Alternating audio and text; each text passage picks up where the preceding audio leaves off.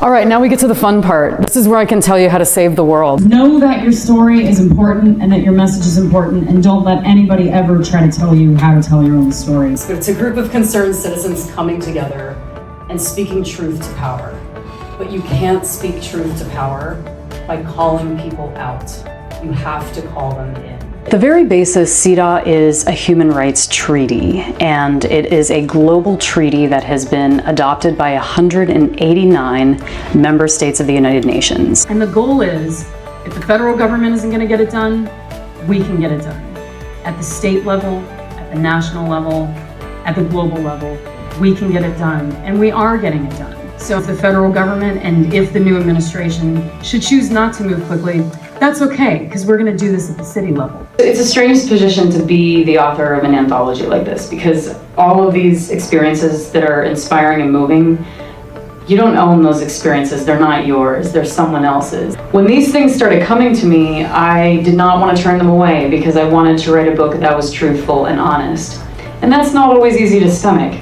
It was not easy to write. You are your first line of defense. You are your best advocate, and you know yourself better than anyone. And no one can ever take that away from you. You own that. So know that you own that, and hold on to that, and develop that, and guard it with your life. Suddenly you get a message from a friend. The friend tells you that there are hundreds, if not thousands, of explicit photos of you across various internet sites. So we want to leave you with that question. What do you do? The internet has turned the world into a global village. We have more access to information than at any other point in human history. Media is more democratized than at any other point in human history. But still, somehow, among these billion websites and 3 million podcasts, this manages to be, for us, a double-edged sword. I want everybody in this event to realize that they are creating continuums with the work they're doing that younger activists will one day emulate and pick up. And I know at times it seems like you're not making a difference, but all of you are, really. I decided when I published these books that I was not going to allow any central person tell me how women's voices should be spoken. Some of the women are like multi-award winning, they do have visibility, but a lot of them are unheard voices. And that was the point of the books, was to capture women that don't generally get featured. Let's talk about some of our progress and accomplishments. California currently leads the country in the number of women in media and media owned by women. And that's just a good example. This is the kind of thing we need to do. We need to take back the media as women. So that leads me to action steps.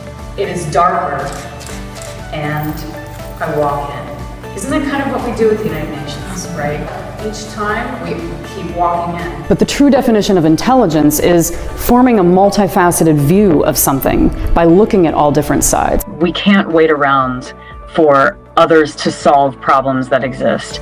The point of entrepreneurship and the push towards social entrepreneurship now is identifying these issues and being able to create business opportunities around. We are providing case studies and solutions, data, where this normally doesn't exist and where few bigger organizations will actually go. Given the polarization in the US right now, the political polarization, the fact that so many people mobilize for this in a bipartisan way is a breath of fresh air for the country, I think, and gives us a lot of hope.